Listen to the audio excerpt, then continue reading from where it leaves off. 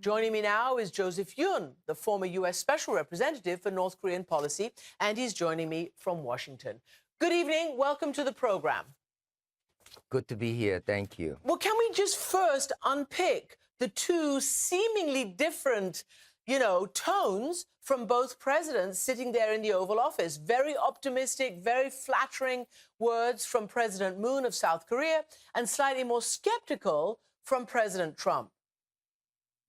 Yes, I think, we've seen this before, and really the problem started brewing about a week to 10 days ago when North Korea sent the signals that their expectations are quite different from those of Washington. Washington wants immediate, quick denuclearization, complete denuclearization, while North Koreans are saying, well, we're not quite there yet.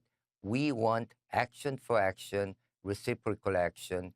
So really, President Moon is here in Washington to try to narrow the gap, but more than anything else, to convince President Trump that it is still worth going to Singapore for June 12th summit. Well, because do you believe that the chairman Kim Jong-un is intending to go to Singapore? I think he is completely intending to go to Singapore. This for him, as it was for his father and his grandfather, this is the moment. They've always wanted a summit meeting with the U.S. president. So he's completely prepared to go. But his position is he's not going to go already defeated, already surrendered. He is going to go and negotiate.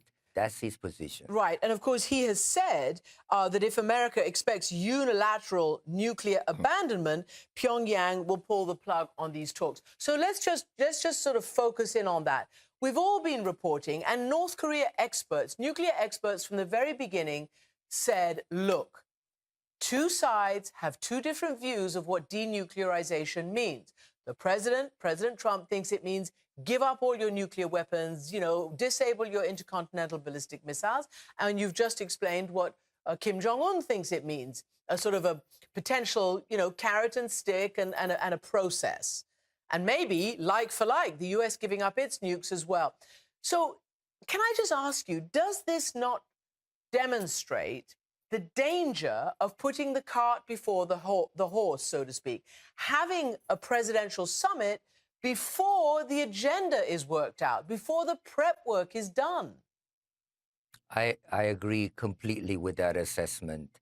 And it's not really about one side getting played or who's trying to pull a fast one.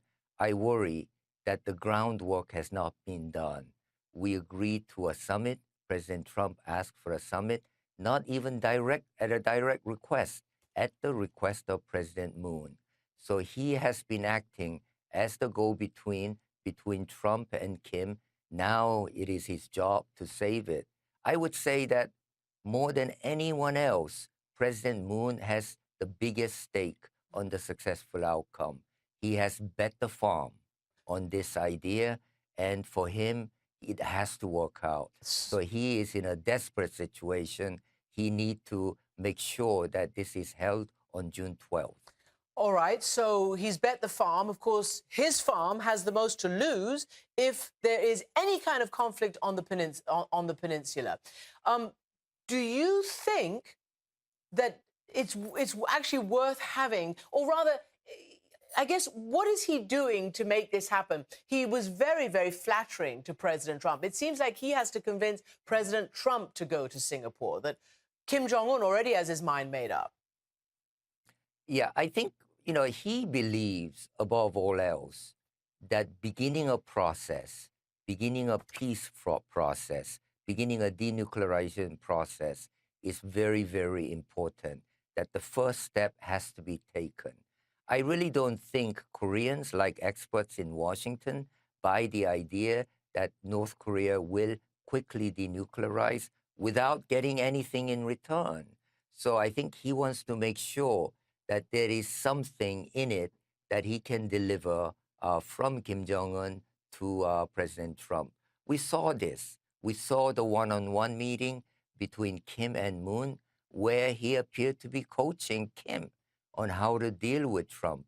And I think he's going to convey to President Trump that there is sincere desire on the part of Kim Jong-un that he will denuclearize. It may take longer, but he will denuclearize. Okay, I want to unpick this whole Libya model controversy that seems to have sparked a lot of problems over this last week. So I'm going to play you a series of sound bites from the principals in Washington, including the president. But first, John Bolton, the National Security Advisor.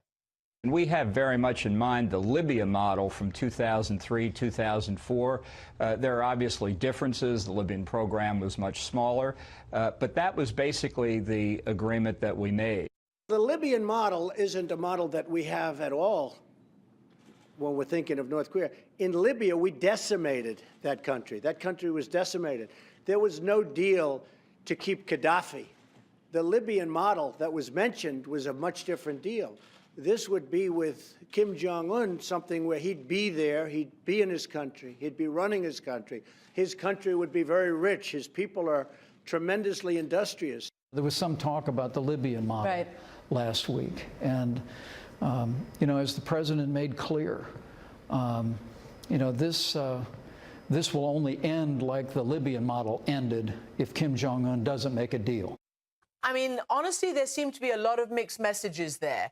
Can you forgive North Korea for not quite understanding what the administration is saying? Do you understand what it's saying? I think, Bolton really made what I think is a diplomatic mistake by mentioning Libya model, because it is a complicated model. There is the denuclearization part, which was 2003, and also the collapse of the government much later, 8 years later. So it's a different model. And by just mentioning Libya itself, I mean, that's really call for surrender as far as North Korea is going to do. And so I think it was a mistake. And I think President Trump and President Pence tried to walk it backwards, but in the end, it did not succeed because they kept on mentioning the threat at the end, which is 2011, in which Gaddafi was killed by his own people, essentially. And essentially, I'm afraid, Vice President Pence seemed to mention that, you know, if Kim Jong-un didn't make a deal, military action would be the inevitable consequence. Quite honestly, I mean, you know, when I was in administration as well, we looked at military options. And we all know that there is no good military option, which is why diplomacy and negotiated settlement is the only way out. Look, North Korea now has the weapons. They have nuclear devices that are so powerful. The last one that went off was about 15 times the bomb that went off in Hiroshima. And they have the delivery method. So they believe they're actually speaking, negotiating from a position of strength. And so we have to understand that mentality. These tests that you're talking about, and you rightly point out how relatively and actually developed they are, what do you make of North Korea inviting all sorts of journalists in, foreign journalists, to witness dismantling or destroying the main nuclear test site? I mean, do you really think they're going to do that? Well, there is some information suggesting that their blast in September last year was so powerful that it may have actually made the test site unusable.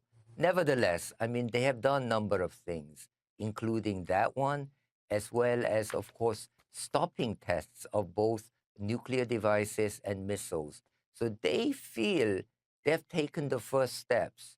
And so they do not understand why Washington is insisting on complete denuclearization, getting rid of all their nuclear and missiles before they actually get rewarded for anything. So they want to go back to the old model of action for action, or what the Chinese have recently called synchronized action. It's going to make the Iran nuclear deal look like a picnic by comparison.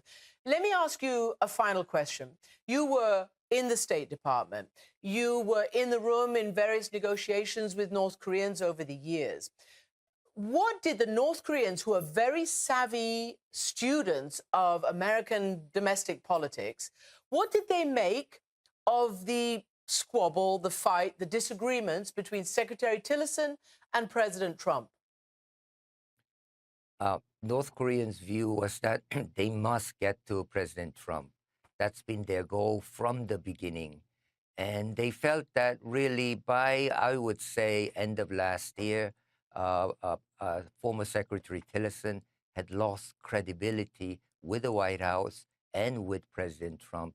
And that's why we had virtually no dealings. And which is why, of course, it took the South Koreans to bring the deal, not someone within the State Department or within the administration.